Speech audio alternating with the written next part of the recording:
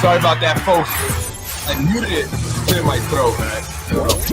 Anyway, tonight, the madness in Getty Square, and also the judge that's been appointed that no one's supposed to know has been appointed. I'm pretty bad with speaking politics.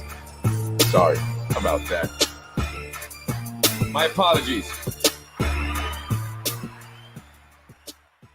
Yeah, I had muted it to clear my throat. I don't know. I'm getting like I'm getting phlegm. I don't know if I'm getting sick or whatever, but I was clearing my throat, and I don't know. I thought I hit the unmute button. I guess not. My apologies. But I was going back to. I'm just going to start over really quick. Again, our condolences to the mother of Zahi Jerris. She passed away. That's something that's been posted by Let's Get Political. And the reason why I mention it, and I want to mention it with all due respect, right? That's why I say my condolences, because again, I have some level of, dignity. And so I do want to say my condolences, may the Lord be with the family now in this time. And I wanted to point out, because Let's Get Political posted two now post about it. They're very, that it's almost like that's their friend, right? Their friend just lost a mother.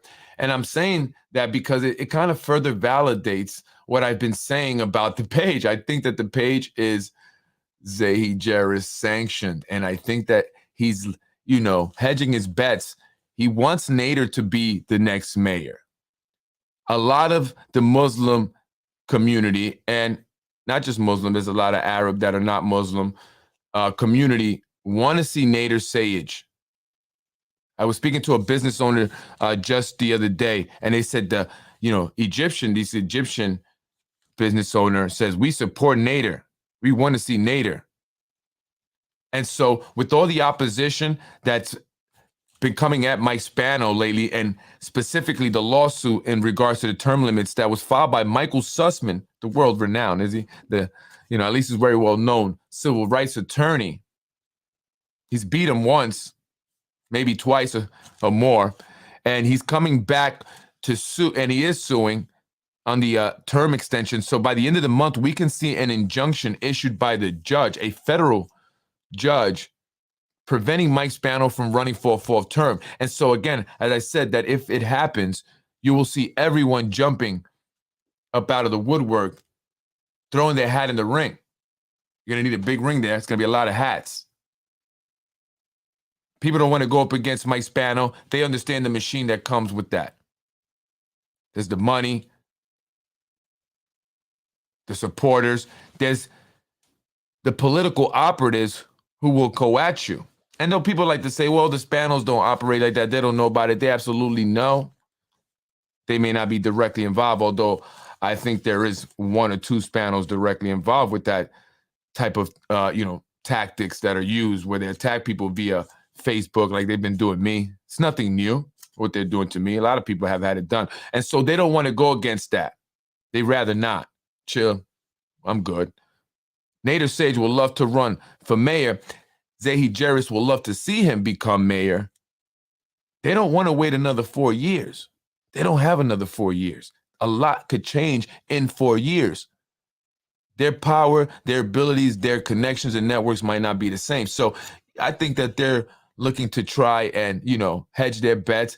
They're attacking Mike Spano, helping flame the opposition or fan the flames of opposition, right?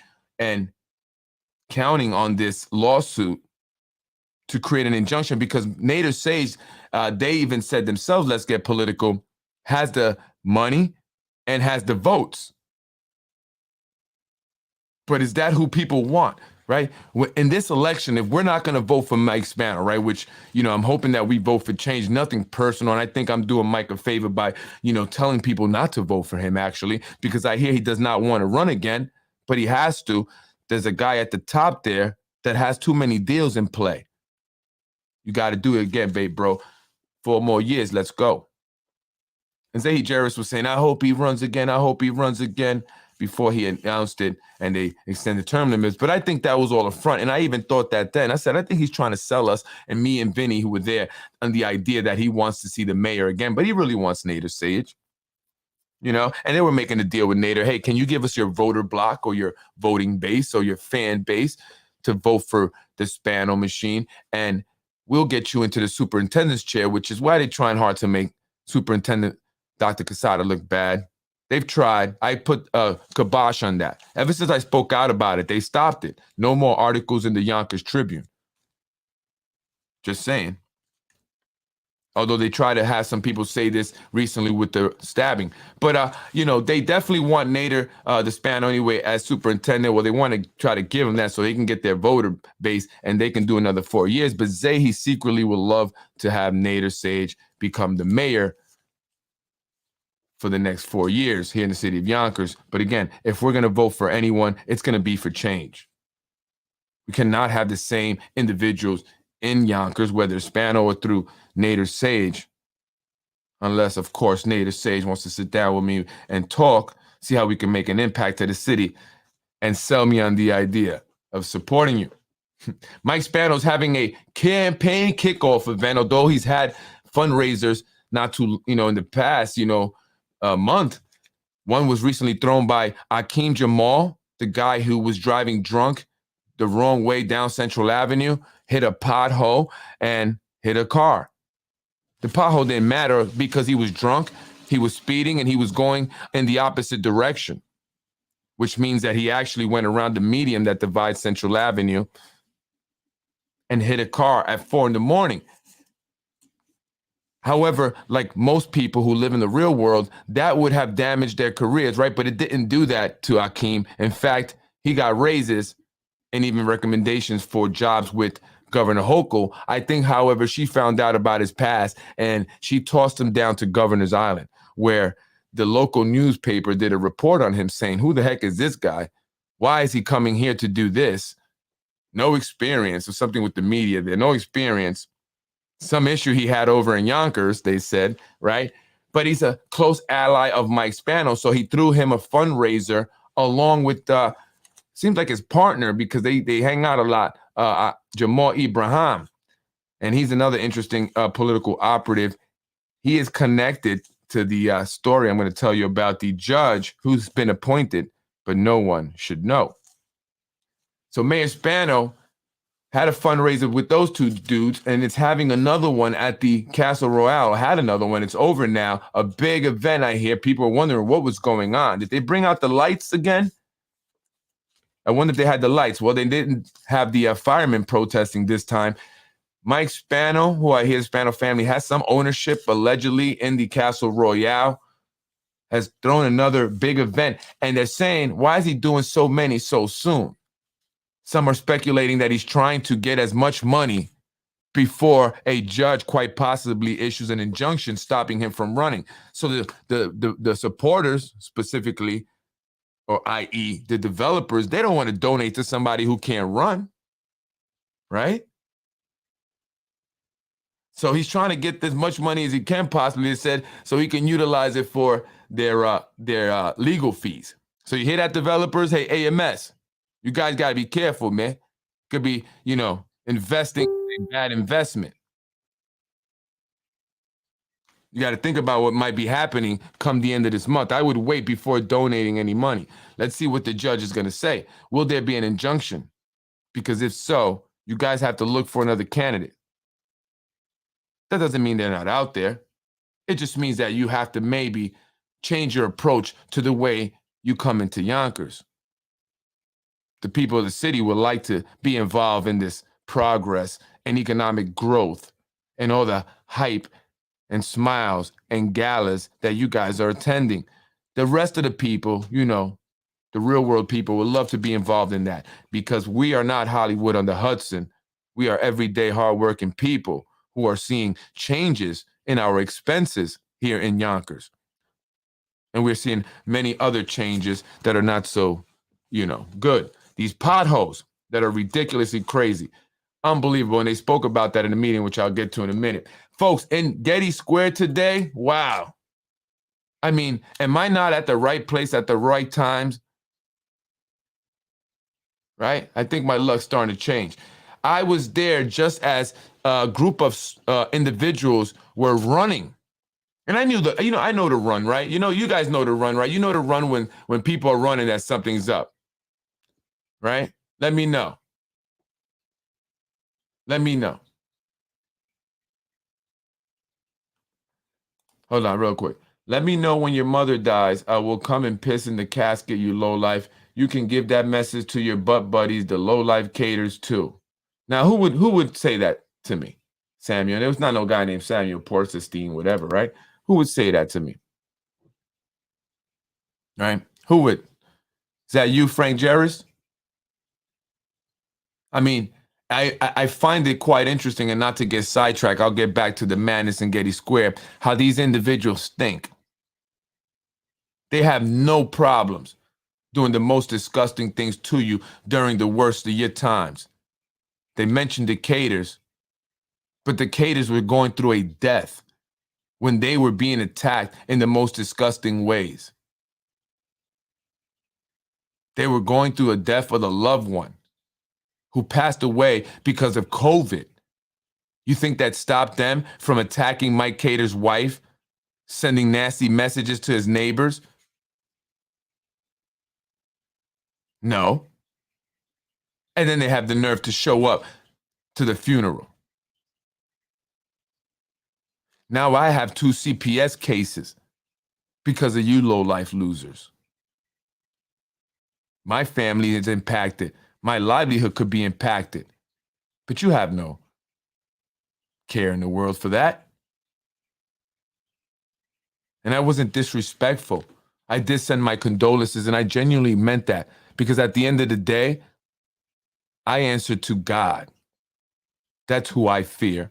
And so I would never do the devil's work like you folks have been. And there's so many people that you have been terrorizing and you have victimized. I'm not the only one. Many people here in the city of Yonkers. So, all is fair in love and war. Back to the madness in Getty Square. As I'm driving through, I see a bunch of individuals running. And like I said, you know that run, right? You know that run when people are running. You know something's up. Hold up, something's up. So I said, what's going on? And I see people being chasing these guys. That's what I noticed. I realized they're chasing them. And apparently some dude stole some stuff from a store there. And the owners have had enough. They're tired of getting robbed.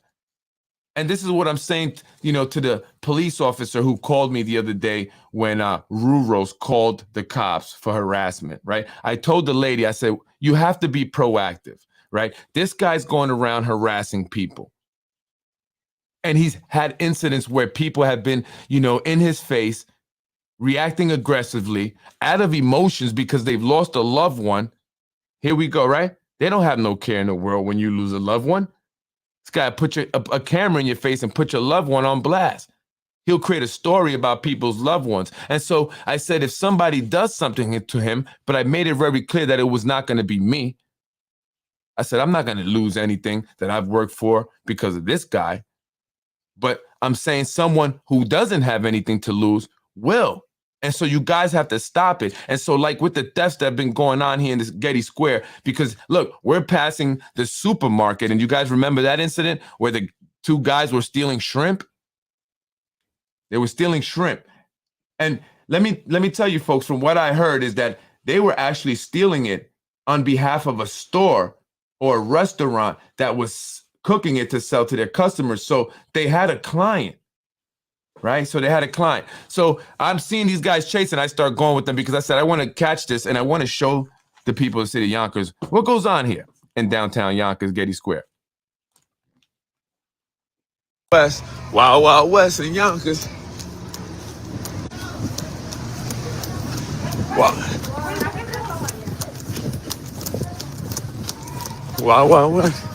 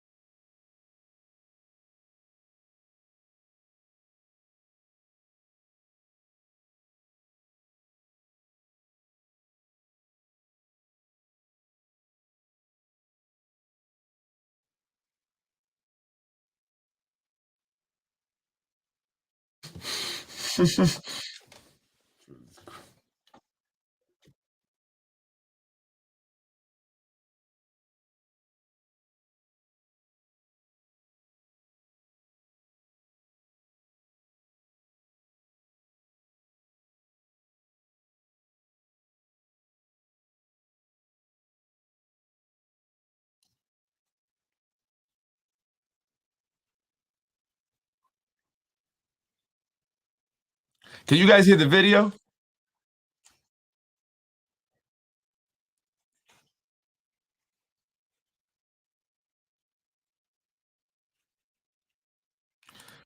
So the guy was running, and they caught up to him over there by the Veteran Affairs Department in La Piñata right there, but they didn't beat him up or nothing. They kind of just were upset. They pushed him to the ground. You couldn't hear the sound, but you can see the video. As long as you see the video, I'll tell you what happened. They were just chasing the guy. He stole something.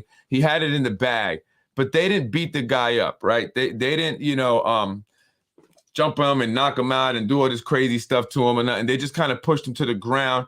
And then, other guys like, chill, don't even, don't do nothing to him. Don't, whatever. And so, but they're upset. They're upset. This is their livelihood. This is their business. People don't want their business messed with. They put money when you start a business, you invest money, right? So this is your business, and they are having these issues with people stealing in Getty Square. And so they chased the guy, but they didn't even get back the stuff. I mean, the guy had stuff in the bag. I'm like, yo, get the bag. You did all this, right? You guys ran all the way over here. And so the guy, and I think there's kind of this whole little operation these guys got, really, because as he then crosses the street into the daylighting area that they did there, Main Street, which, that's so great, right? That's what they did it for. So guys could cut through there after they rob stores, right? And so they cut through there, and he's like, yo, hey, yo, he's calling out. And all of a sudden I see other guys, these are young, and these are young guys. These are not, people, they're not even probably 30. And these are young guys. And then they start popping up out of everywhere. One coming behind the supermarket there, another one from the front. And then they all link up, and then they kind of just disappeared. They just disappeared. But he was calling them for help. So in case those guys came back, or, the store owners, now it was going to be the three of them versus whoever. And now we have a huge problem in Getty Square. I mean, what are we doing here? This is nothing new. This is nothing new. If you go in Getty Square every day, this is what you see every day. Every day. And they're not making people move. They're not. I mean, look, you have to do something, right? We have to help people, but you also have to help the business owners, right? So listen, either you're going to go and get this help, right, that we have now, created for you, and you have an opportunity to do that, or you got to go. But you can't stand here in front of this store. They stand in front of the stores all day long. There's a C.H. Martin, at the old McCory's, the 99-cent store. There's a barbershop there that I know the barber. I used to go there. I don't go there anymore. Actually, I just have him come to my office now because it's just too much going on there. And, there was an incident where a guy, robbed somebody. They chased him into that barbershop, and they beat him up and stabbed him there. Right. Well, I want to correct myself. It wasn't inside the barbershop, because he wanted me to be real specific about that. They don't want their clients to think that people are getting stabbed literally inside, but there's a set of stairs right at the bottom of the steps. But that's still, in an area where their clients have to eventually pass by if they're going to get their hair cut. And so how does that affect their business? I'm sure there are people that are just never going to go there because of it. The Dunkin' Donuts right there. I mean, literally, there'll be 3 or 4 people just hanging out inside the Dunkin' Donuts. And, I'm sure the owner's just like, yeah, what am I going to do? I'm going to fight these guys every day? And then they smoking the K2 stuff that just, and so they're all through the Getty Square area. And I personally just believe that they don't care because they want it to get so bad. So when they clean it all up and put those luxury developments in there after AMS is done, they're going to have justified why they did that. But ultimately, they're just going to have removed a group of people, remove those businesses, because they're not going to keep those businesses there. So they're not going to get to, benefit from the new people that are coming, because they're going to be forced out.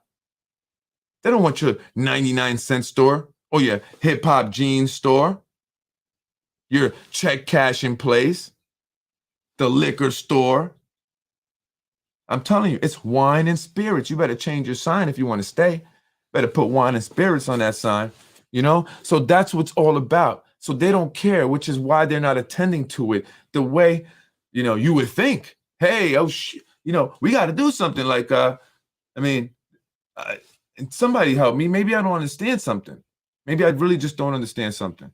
right? This is unbelievable how they just allowed it to, get this bad deteriorate so much. And they say the developments are supposed to be, bringing in all this economic progress and growth, but for who? For who? The only ones making money are the developers and the elected officials. That's it. Empire Strategic Planning is caking it up. That means getting a lot of money. They're making a lot of money with these client contracts that they got with AMS and Ginsburg. The attorneys, all the attorneys, real estate attorneys that are representing these developers at the planning board meetings and the zoning board meetings, the architects, they all making money. The owners of the subcontracting companies that are hiring, the immigrant guys, right? That are not union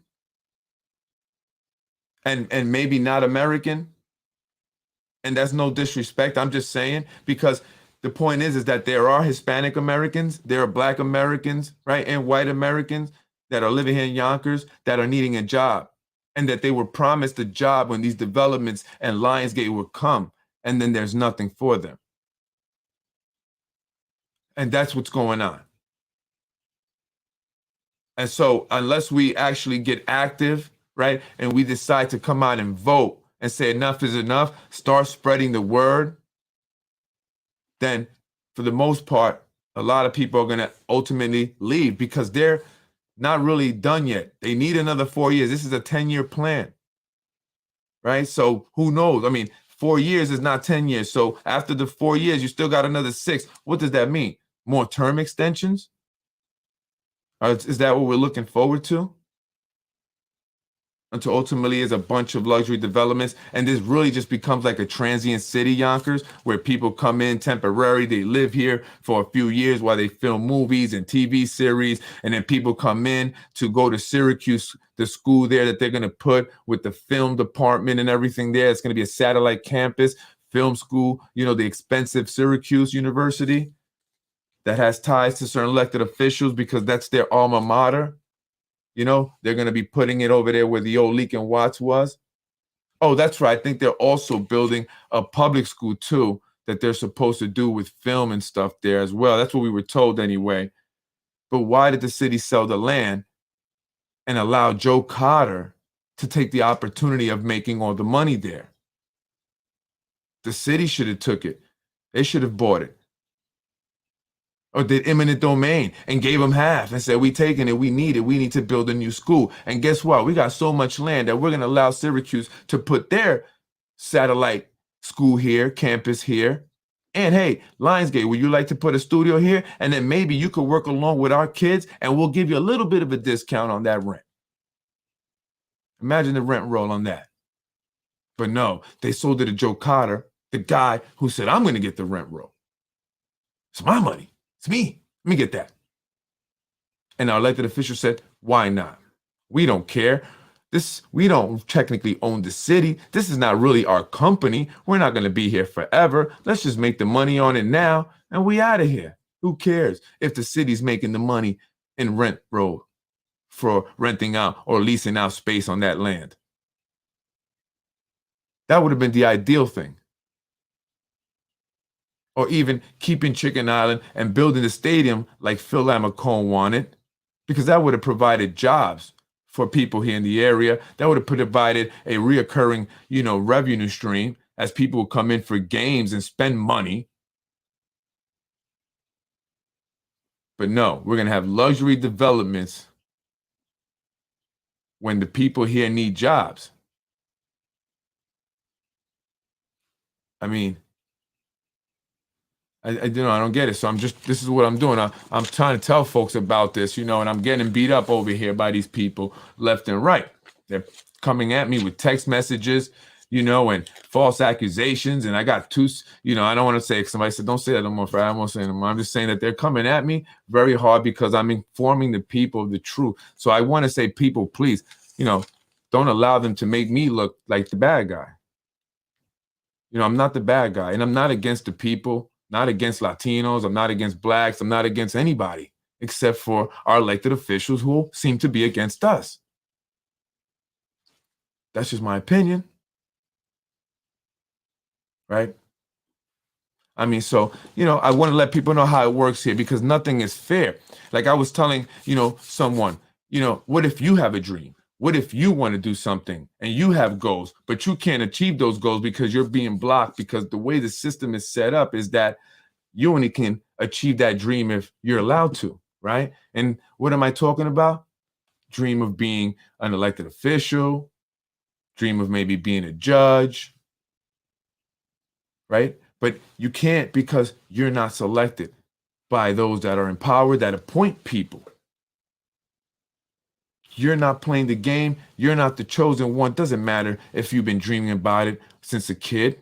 See, only some will get that opportunity to live out their dream. As Lakeisha Collins Bellamy said, the city council president, that becoming a judge is her and has been her dream. And she will get that dream realized when she does become a judge because she did what they wanted her to do, introduce the term limit extension. That's what she did. But they can't give it to her right away. So for now, they've appointed Alexandra Bessie. Who's Alexandra Bessie? Young attorney from Rockland County. Not originally from Yonkers, but from Rockland County. And she doesn't have as much experience as others who are hoping to have been selected. You have Beltran, more experience, and others. But she got selected. And why? Many are saying, why? Why did this young girl who doesn't have as much experience is the one that they have selected to become the next city court judge, taking Elena Goldberg's spot as she moves on up? Which, by the way, happened in similar fashion. She's a family and friend network or a Republican member. Alexandra Bessie has quite the story. She didn't always make the best decisions, I guess. I don't know. But according to information that I have received, her ex-boyfriend, the father of her child, is the gentleman that I mentioned before, Jamal Ibrahim. He threw the fundraiser for Mike Spano along with Akeem Jamal. What's interesting about him is simply this. He was arrested with 100 grams of cocaine and it disappeared.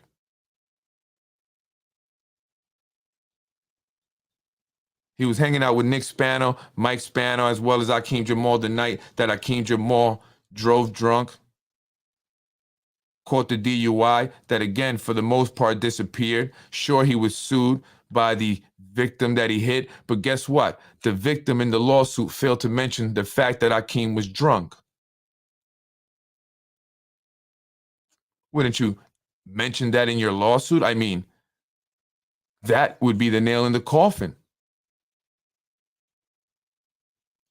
But that goes to show the cover-up that occurs here in the city of Yonkers.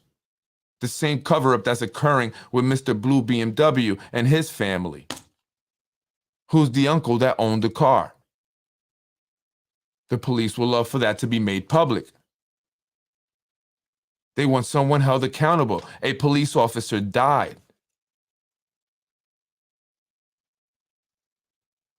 And that goes to show to the Yonkers police officers, our men and women in uniform out there protecting us every day.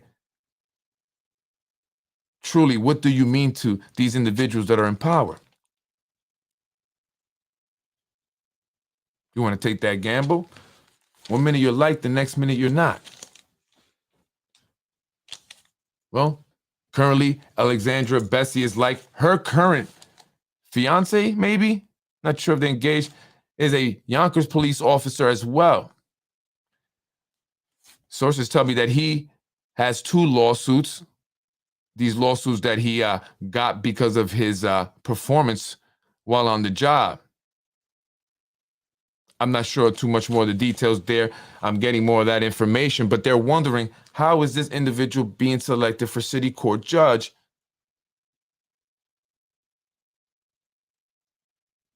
With all this information, when there are other candidates that are much better selection. And at least, if anything else, can she at least gain more experience?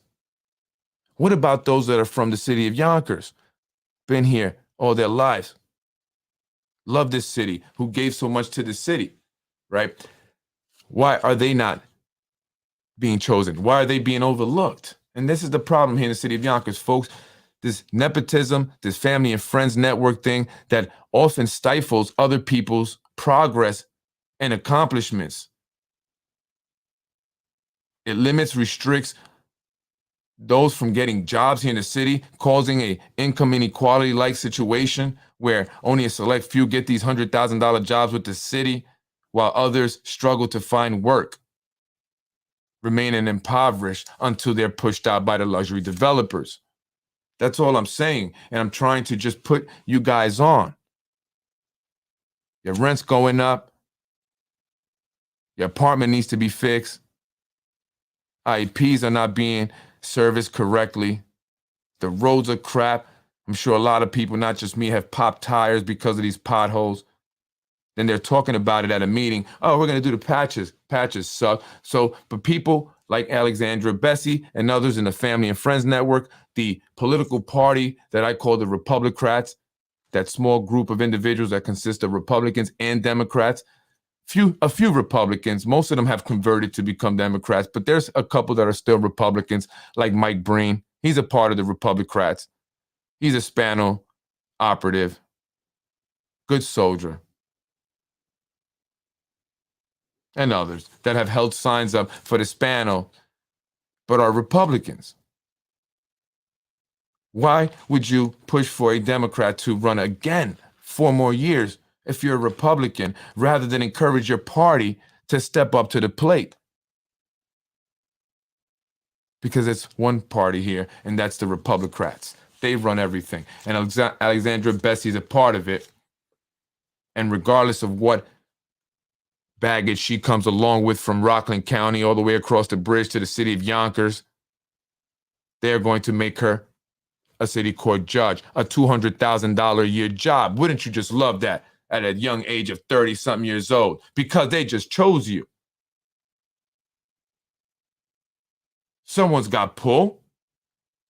First, they bring you in. This is what they do. They brought her into the planning board, I believe. Is that where she's at, the planning board? Something like that? They brought her into one of those positions. You know, they got to kind of warm them up. Can't be totally out of nowhere, but it's totally out of nowhere.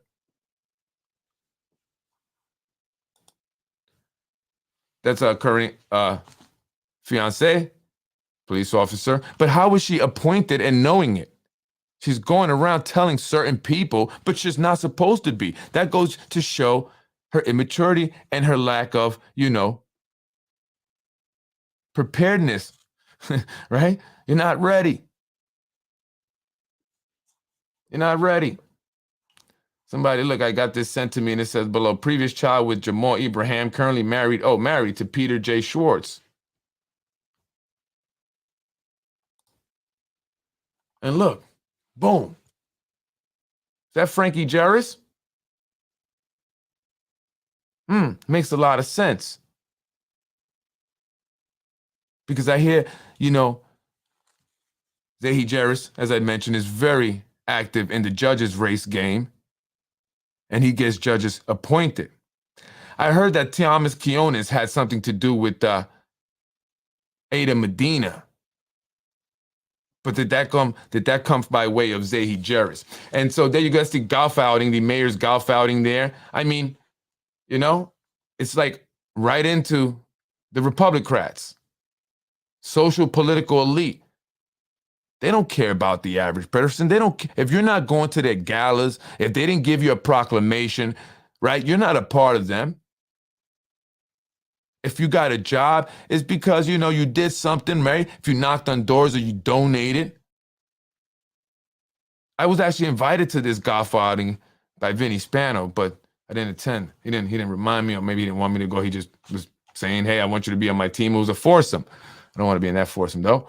So the Frank Jarris, the mayor there, Alexandra and her husband, and they're, again, the social and political elite, which made it nearly impossible for me to progress doing basement politics here in the city of Yonkers. So I'm making a sacrifice.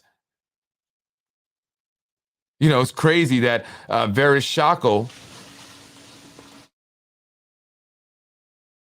her sister works at Office of Children and Family Services, the agency that licenses all daycare centers. You don't think that she has to call in, you know, they called in a favor? Because like the judge in the Zahi Jarris corruption trial said, when you took the money, when you took the gifts, and when you accepted the properties, you basically opened yourself up for being asked for favors. And when that time came, you were going to have to give the favor. So even though that's not what they would want to do necessarily, but hey, I got to, you know, they asked me to do this, you know, let me see how I kind of sneak and make these people's lives difficult here because I'm in this position. Hell, I'm in it because they gave it to me. So I got to do it. I mean, they're everywhere. Building Department, Office of Children and Family Services, Child Care Council of Westchester. And they will use all their resources and network of family and friends, Republicrats, to come at you if you come at them. But they will come at you first. Who wants to start that war? But you can't say anything is unfair. Again, the Republicrats, the judges, it's all for show. It's all show. This is a club. This is like a, you know, a Hollywood crowd. Like maybe this is why they want to be the Hollywood on the Hudson. This is what they love, right? And so I'm going to do a podcast about it. So again, how does someone get appointed? And they're not supposed to tell people. They've just been appointed. That decision's been made. And that's just what it's going to be. Vinny Spano knew about that months ago. Months ago. This is the text message here. And these are not made up. And that can be proven easily. Very easily. Very easily. I asked him, is Lakeisha going to become a judge? Because I was hearing that. To replace Velasquez, Elena Goldberg, Velasquez. He says, I don't think so. I think Bessie will get that. So they make these decisions. Right? So that's the way it works here in the city of Yonkers. That's politics. It's not fair here. It's no running a fair race. You got to be down with the family and friends network. So check it out really quick before I get up out of here, folks. The madness in Getty Square. The judge has been appointed that no one is supposed to know about. There's the a police officer. I think it's Papadopoulos. Is that how you say it? I'm sorry, officer, Lieutenant Papadopoulos, sitting today at the city council meeting, and hear what he has to say. And again, these people don't really support you guys, the officers. They front like they do because they know that the people love you. And they want to make sure that the people see that they love you too. Because if they love you too, then the people are going to love them, right? Because if they go against you, then the people are not going to like that. Right? So listen to what he says in regards to, theft, specifically of catalytic converters, but all theft that's been happening here in the city of Yonkers, because in-store theft has been a huge problem here. And let me know if you can't hear. I'm going to stop sharing. Actually, let me try to reset it again. I just want to make sure you guys can hear it. Listen to what he says. And then also, to be perfectly honest, there is a correlation between catalytic converter thefts and the recently passed state legislation with bail reform. I have fancy charts here and graphs here that show a nice flat line, and then sometime in 2020, it skyrockets. So if we can, put the people who are committing these crimes in jail and let them know there are actually some consequences for stealing people's property, that would be helpful too. Understood. It's just that, like I said, at the end of the day, if someone is pulled over and they happen to be in possession of them, that's what was the whole thing. It's just try to Yeah, no, and to that respect, it'll be helpful. Yes. just again, Yeah. And Who can? Is it me or is Moranti sometimes hard to understand? Right? He's like that guy from Dick Tracy. Remember the movie Dick Tracy back in the day with Warren Beatty and Madonna? Right? Was it Mumbles or whatever? The Mumbles, like you're talking in circles all the time, Moranti. And I'd be like, like I don't get it. But Lieutenant Papadopoulos, I hope I'm saying this correctly, and I met him before. He gave me his card, and he sends me stuff sometimes in regards to what's happening with any press releases or whatever. He says, listen, if we've seen a correlation with between the increase in thefts of catalytic converters and the bail reform, the legislation being passed, the bail reform he's talking about. He goes, if we can arrest criminals and keep them in jail, that would help, right? So he's basically saying, well, you guys, the elected officials, the legislators, need to legislate properly, keep people that do crime in jail. If they know they're going to get right out, no bail, no nothing, no big deal, they're going to go back out and do it again. And this is especially true for people that are homeless and addicted to drugs. And I'll tell you why. They don't got nothing to lose. They don't have a damn thing to lose. They don't have anything to lose. So if they get locked up, no big deal. They're going to take the chance of stealing, especially if they need to get drugs. And then now that they are being released right away, if even arrested, whatever, they're taking more of the risk. They're stealing even more. They're like, if we get locked up, they let us right out. No big deal. We don't have to stay in jail, right? They don't want to get caught and then have to stay in jail, especially if they're addicted to drugs, because then they'll go through the withdrawal process. So that was a deterrent to keep it down.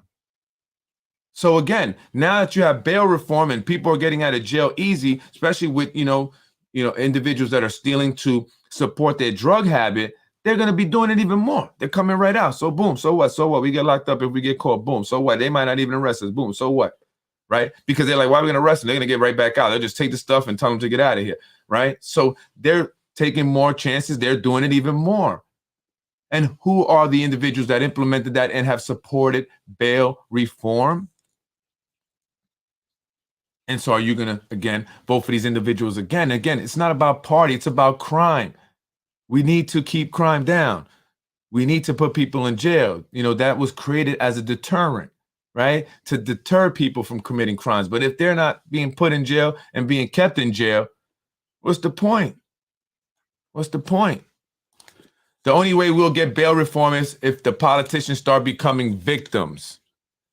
Yeah, true. But then, they got all kinds of security, right? Mike Spano has a whole, I think he uses the entire Yonkers Police Intelligence Unit as his security detail. They're not getting robbed. And then the low-level ones, what are they robbing? Right? They're not really getting much. They're getting crumbs. They're doing the bidding just to have a title, really.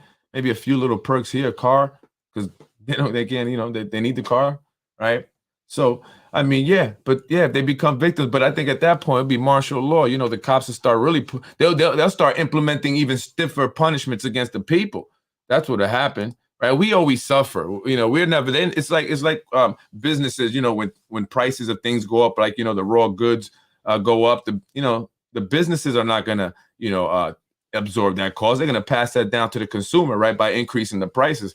They're not going to absorb that. If they're getting robbed and stuff, they're going to find ways to just make it harder for us. Like when terrorists or whatever, have gone on planes and all that. Now, who suffers? We do. We go through all these long lines, taking off our shoes and, going through these machines and all that are evasive and, being touched up all over the body in the airport and stuff, So we always have to go through the changes.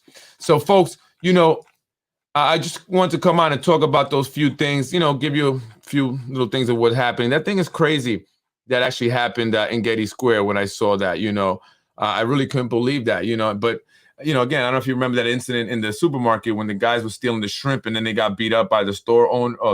I don't say the store owners, it was store owner, but it was, employees that work for the supermarket. They're the supermarket that, people have alleged was connected to Dr. Casada. And if so, I don't understand why. So what? What if he has a business? You know, a lot of other people got businesses. So again, I'll play it. I don't know if you were able to hear the video. What'd he do? What'd he do? What'd he do? What's up with y'all? What'd he do? What's up with y'all? What happened, brother? Who just hit me? Well, what'd he do? Why you stealing shit? He's stealing? Yeah. Running your bag. Take that shit from him. He's stealing. I really don't like these. I don't. Quítalo, quítaselo. I'm not a, you know. Quítaselo para que no cobren más. I stole Omi Medina's GoFundMe. Yo, money. give back what you stole, man. Give back what you stole. Is here. So again, all these people are you stealing. hear him start calling his And- buddies. Watch. These businesses here. There goes his buddies.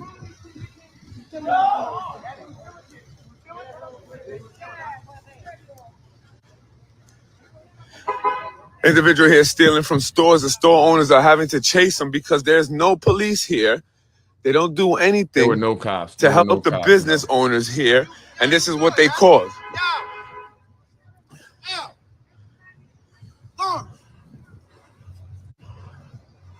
That's one of his buddies See, came. this is the problem here in Getty Another Square. buddy came, and so now they was ready to fight, but they ended up disappearing. I don't know where. There's all these people watching here. So how can you Yeah, have we're your chasing. business here?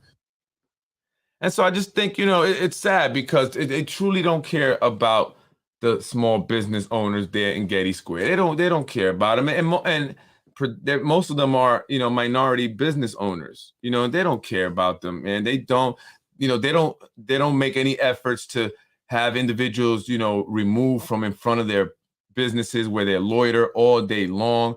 You know, they smoke the K2 stuff. That's what they smoke. And I say that specifically because that's exactly what they're smoking. That thing stinks, right? So imagine you're trying to go to one of the businesses and you smell that and you see that. You're not going to go anymore, you know? And so, you know, how does that affect them? They have to deal with that in front of their store there, but they don't care because, again, AMS buying up a lot of that property. You know, AMS is one of Nick Spano's Empire Strategic Planning clients. John Rubo's landlord, you know, and they don't care. Get them out of there. Get the small businesses out of there. Get the 99-cent store out of there. Get SNS out of there, or SNA, whatever it's called, right? They don't want that. They want to bring in, you know, the chain stores, the big name stores, and kick out all these small businesses, which, again, are minority owned. So that's why they're not doing anything. I mean, drive through Getty Square at any given day. Go tomorrow. Go tomorrow morning. Go tomorrow afternoon. Go tomorrow in the evening. It's just people lined up along the front of the stores, just sitting there, hanging out, smoking, right? Just don't care about the people that are passing by, the kids, the businesses. Incidents like this are happening. Nothing. You know, again, a lot of our high school students get dropped off there every day, and they have to be around that. And so how dangerous is that? We don't know who are these individuals. They're coming from other places into Yonkers, and then they're staying here for a little bit. So you have our kids, our babies, excuse me, coming off the buses there after they're being dropped off from coming, you know, after school, and they're all there. And, you know, you have girls and younger girls walking by, and even boys, right? And young boys. You know, God forbid, you don't know who any of these individuals are, what the drugs may do to them, the mental health, you know, conditions. I mean, literally everywhere in Getty Square, all through North Broadway, Main Street, Palisade, sitting in front of the stores, front of the properties that may not be, you know, currently occupied, hanging out there. You got the guy with the double amputee in front of Wells Fargo all day, every day, asking everyone that comes in and out for money. The double amputee guy in the wheelchair. I told him jokingly, I said, "You picked the right spot, man." Right? He catches the guy. I gave him a few bucks, so I gave him a couple of times. But then after that, I said, "Come on, dude. You know, what you do, man? You know, it's like what, I gotta pay a fee now? I gotta, you know, well, I don't pay a fee. I go to that bank, but what do you mean gotta pay a fee now? That's why I come in here. So I have to pay a fee at the ATM." Right? And so you're sitting here, the double amputee guy, and there's panhandling everywhere. Everywhere. And today I I approached this guy. I went to talk to him just to show him a picture. I'm gonna get up out of here soon. You know, about yeah, no, right? About this guy that I've been looking for, right? You know, don't play me, man. Like I said, like I'm in it to win it, man. You know, I go a lot. I'm in the streets. I know people. You know, I know a lot in the streets, out of the streets, everywhere. Corporate world, you know, to the, you know, the thug world, you know, and you know, I got my guys, you know, out there, and so they spotted somebody I had been looking for, right?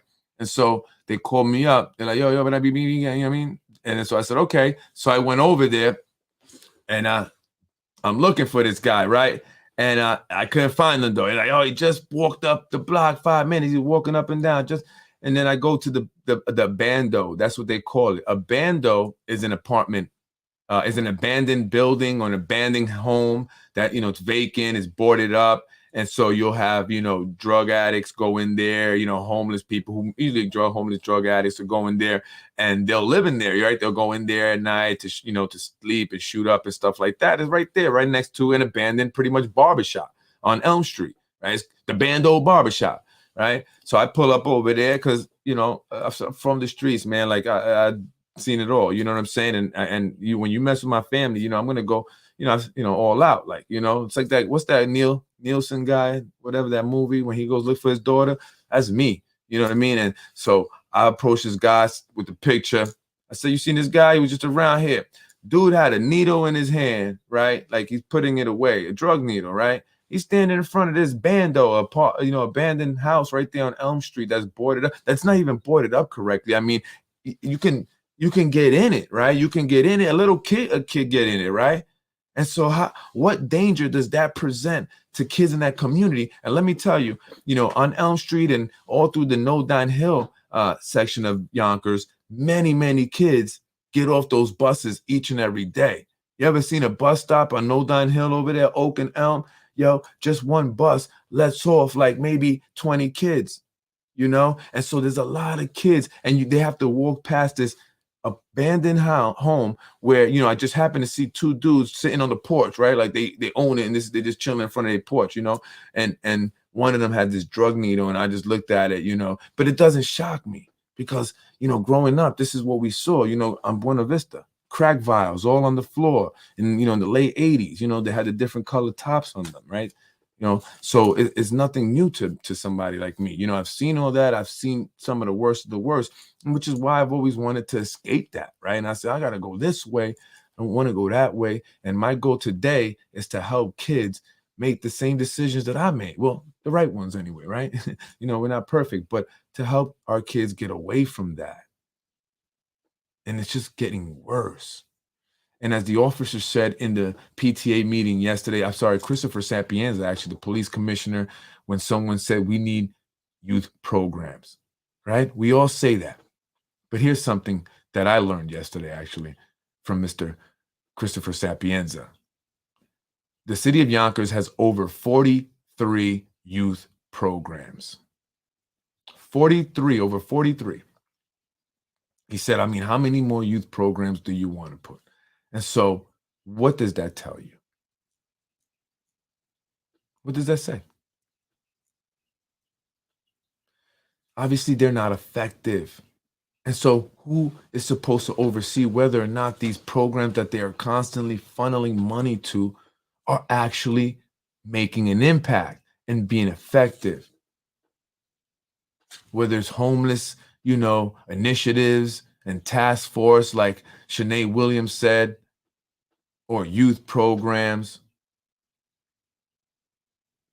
How effective are they? And this is what I've said, you know, we need to see results. If they're not producing results, then we have to try something different. And that's all I'm looking to do here in the city of Yonkers, is help bring something different. So why, Yonkers? Why? To the individuals, you know who you are, man. Why? Why have you created this? Rather than say, hey, let's help that guy. Let's help that guy. I mean, you obviously like my ideas. You're stealing them, right, Jose and Tasha?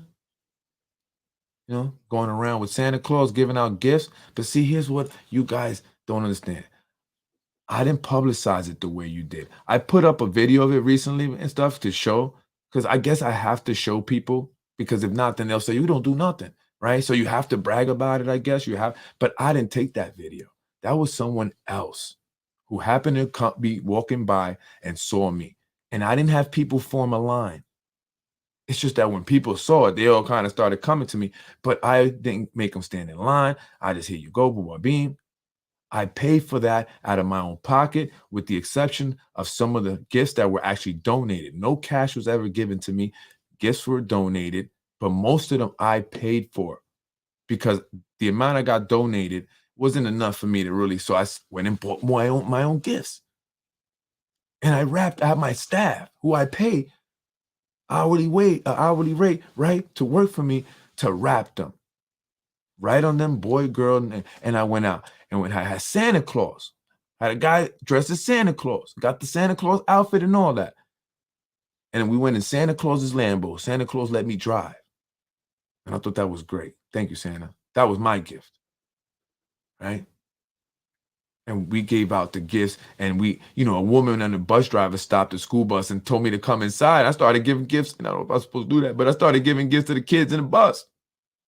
So to the parents, when your kid came home that day, had a gift off the bus, that was me. They said, "Who's that guy? What do you mean a guy came on your bus? Gave you?" That was me. That was me and Santa. I was helping. Santa gave it to him. I gave the gift because I'm his helper. You know what I mean? I do the work. So that's what we do. And instead of elected officials saying, we love that, let's join you and let's make it bigger and let's support you, what they do, they try to ice me out, X me out. They're going to do the same thing this year. And they piss parents off, because some parents complained to me the way that they did it. And they didn't like that. They said, oh, they still let some of their friends cut the line. Why you make people wait in line there? Just give it to them. Try to be as discreet as possible, right? But you guys put on a whole festival and all that of it. Tasha had a $93,000 aid. Let me show you. This is funny. It's funny to me. This guy right here is a character, boy. He is a character. Tell me Tasha Diaz, Brenton Bullock. And by the way, Maria George, the chief of staff to City Council President Lakeisha Collins Bellamy, is I think his godmother or something like that. They're related or something. It's all in the family. Everything's all in the family here, So, really quick, you can see Frank Jarrett's all in the. Oh, here we go. So this may be it. Is it? I don't know. They did this Three Kings thing too. This was a joke. This is a joke. Come on, folks. This was a joke. What the hell was this? This was a joke. Look at Jose Alvarado. Jose, like a little fairy Jose with that little, what is that? Right? So this is supposed to represent Latinos. Is this what you're doing for us? Really? Like, this is crazy. Like, this is a joke. This is what they do for us, though.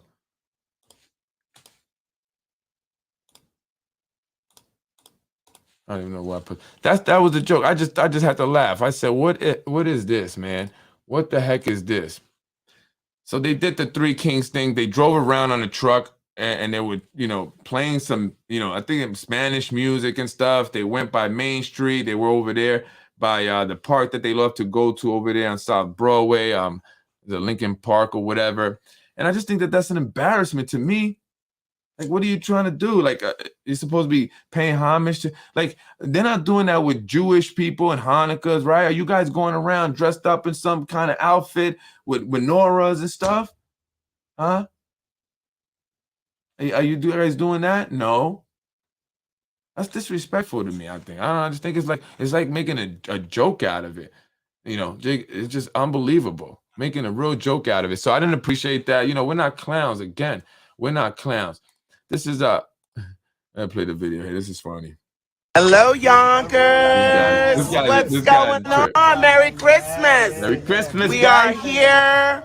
Hello, Yonkers. What's going on? Merry Christmas. We are here with Councilwoman Tasha Diaz, County Legislator Jose Alvarado, and Richie from the Cancer Society, and we are here in Lincoln Park right now.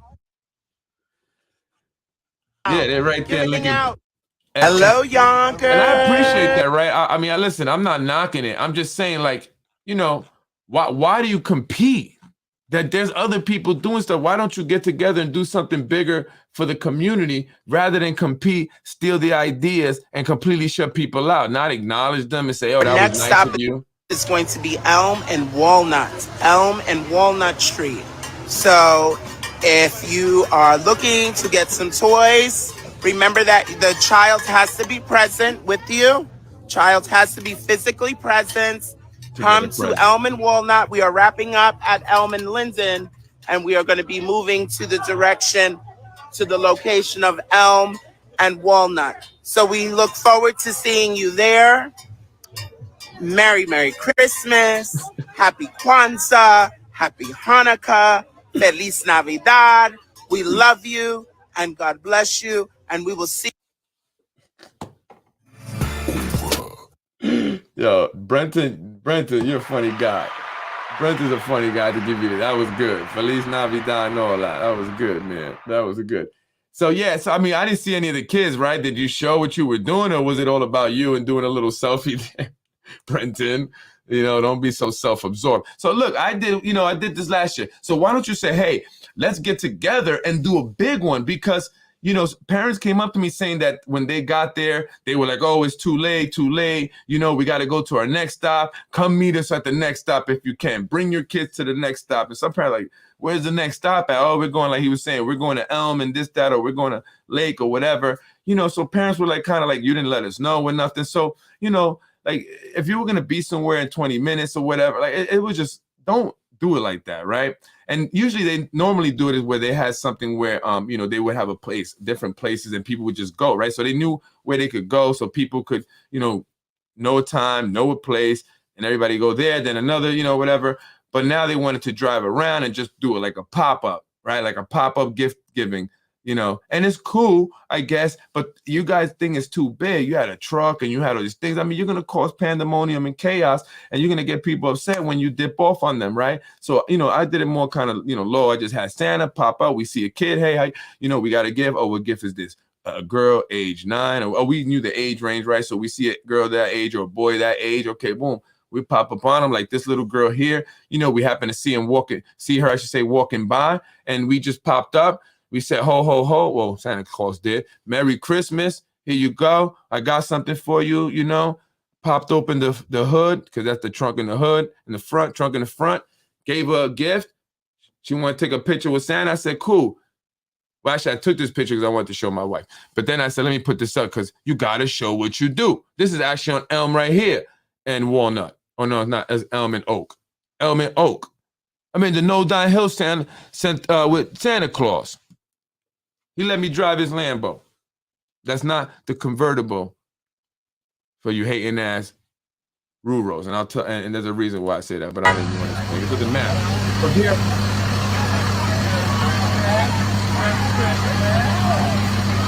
See what's going on. See my nigga Freddie out here give some way out the Lambo. Got Santa on deck. You know what I'm saying? Let him know, Freddie.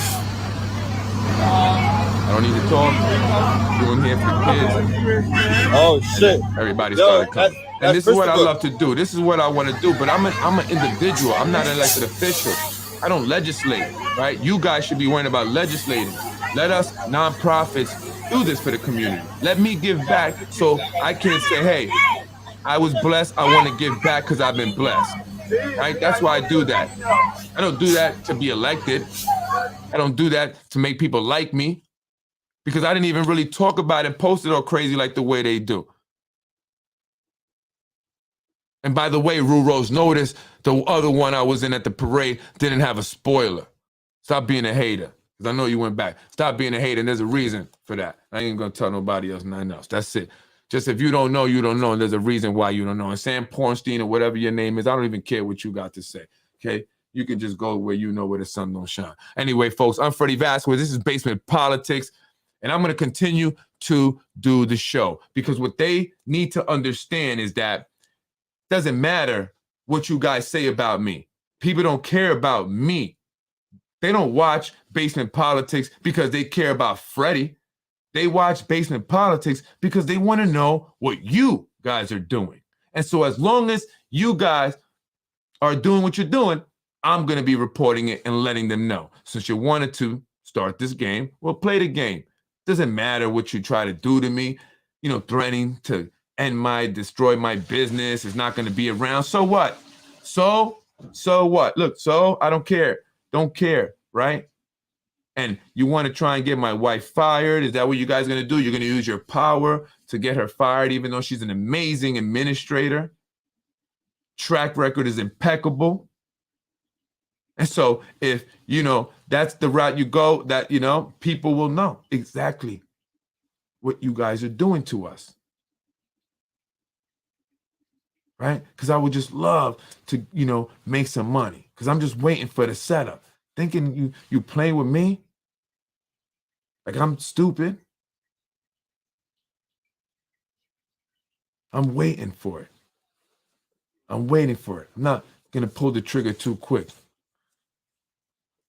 You too, Pamela. Thank you. Pamela, you see? Somebody was saying that nobody cares about you. Somebody, look at the comments they write me. I'm going to tell you, let me show you what these people write to me.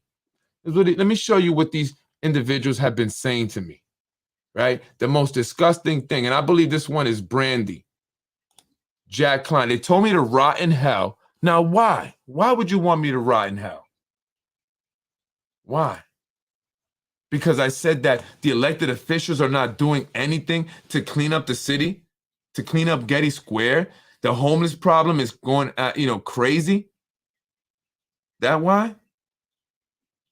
Is that why you want me to ride in hell, Pamela? I appreciate it. It was nice meeting you. Thank you. Thank you for your support. And again, I definitely want to, follow up on what you and I spoke about, right? And it has nothing to do with elected officials, so please, right? Something else. I definitely want to. But why are these people telling me to rot in hell? And why they're doing it anonymously? Right? I mean, this is what I'm dealing with, folks. These people are attacking me. I'm trying to load up this comment from this individual named Jack Klein. Let me know when your mother dies. I hope you rot in hell. Your business is going to be destroyed. You ain't going to have nothing. Your wife is divorcing you. She's having an affair. Your kids are not yours. You're not the father of your kids. Your wife needs some Italian sausage. They put a picture of my wife with a, penis by her face. And then they put it as if she's standing in front of her job.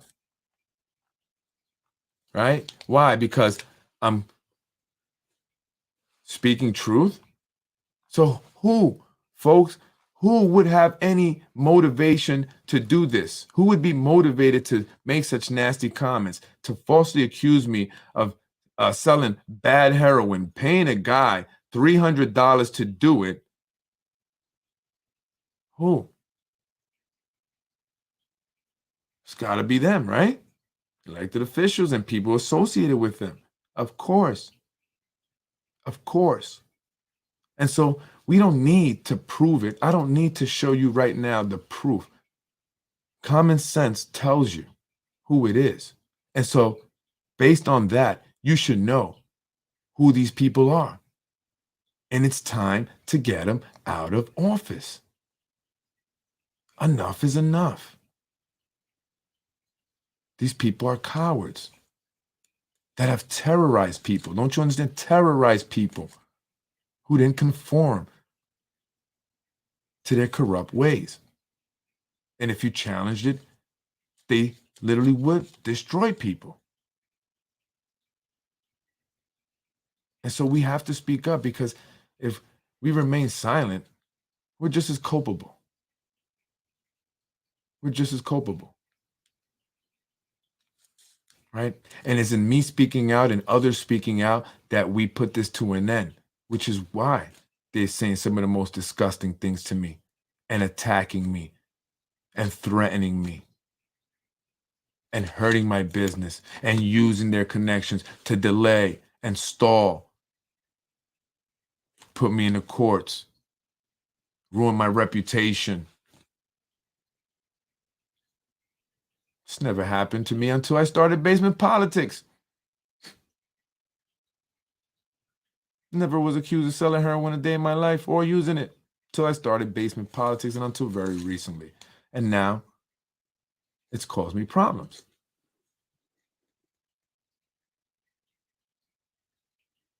But the more that you attack me, the more I'm going to be determined to do what I am doing. It's not going to deter me. It's not going to stop me. In fact, you're doing the wrong thing. You're doing the wrong thing. You want to, then you need to stop being anonymous. Reach out to me. And let's be real men and have a conversation. Look me in the eye, and I'll look you in yours. And we'll resolve this, hopefully. But if you're too arrogant to think that, you know, I'm beneath you and you can't reach out to me, then we'll see where this ends up. And we'll see who's the fool. I'm Freddie Vasquez. This is Basement Politics Unfiltered. Everyone needs to spread the word. Pamela, spread the word. Make sure everybody's watching, Pamela. Everybody, especially what they're doing and what's been happening. We got to figure out that situation. That's crazy. But you know what's up. People know what's up.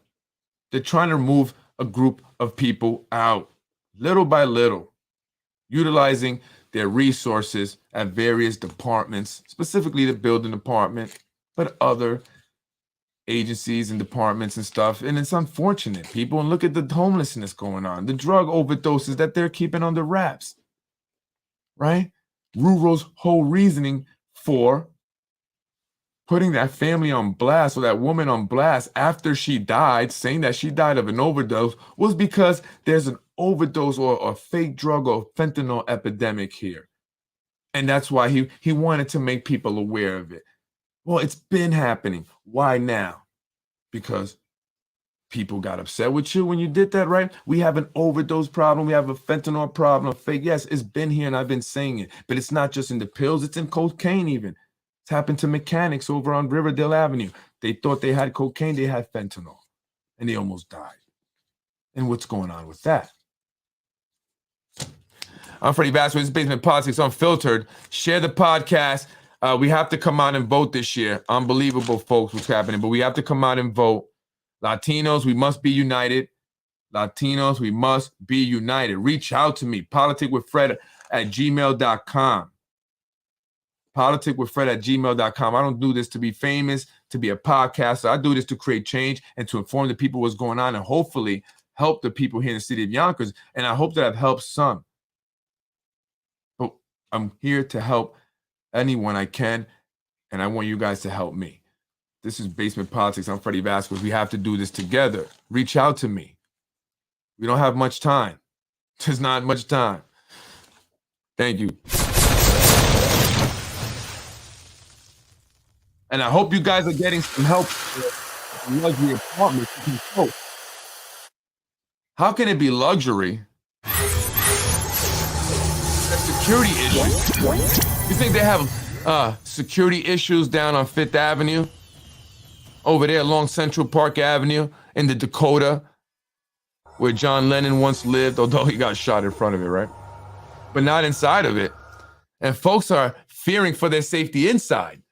One woman said she, is being traumatized and scared to come out of her apartment because she don't know who may be in the lobby. Packages have been stolen. And recently they had individuals sleeping on the couches. There was a tenants meeting not too long ago to discuss what's going on. You know what it is? Let me ask that. I would like to know, just curious, how many people that were at this meeting were Black? I'm just curious. How many were white? How many were Hispanic? I'm just curious. I'm just real curious. I want to test a theory that I have in my head. Anyway, folks, I'm Freddie Vasquez, where the luxury apartments are a danger to your safety. Down on Hollywood on the Hudson, where these politicians are all playing an act. Cut. It's over. I'm Freddie Vasquez. Have a beautiful, blessed night. Happy hump day. Freddie wins. Yo, Brian, how you doing, buddy? How's your wife? She don't even know anything you're doing, right, Brian? She don't know none of the disgusting thing you do on your page.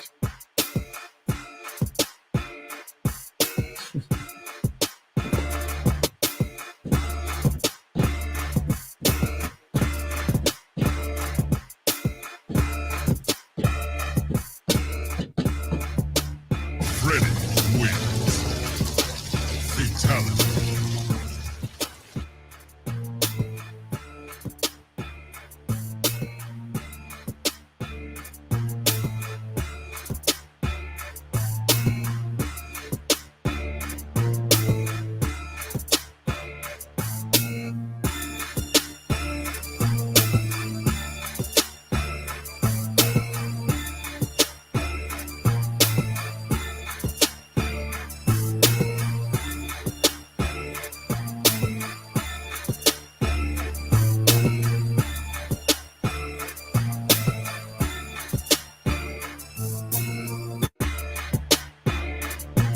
Freddie wins. Fatality.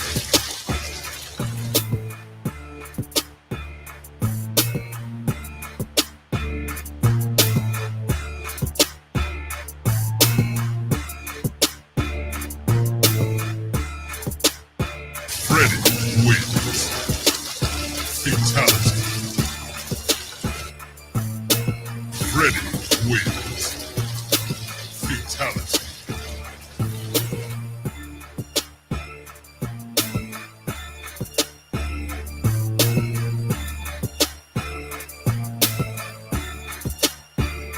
Freddie wins.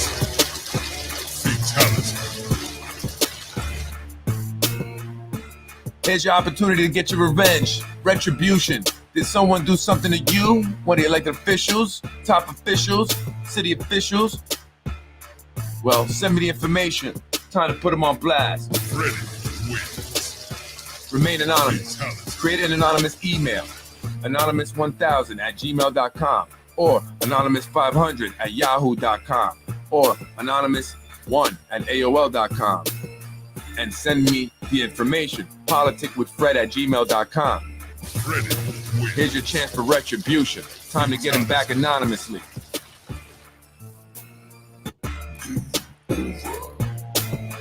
No! And you'll be creating change at the same time.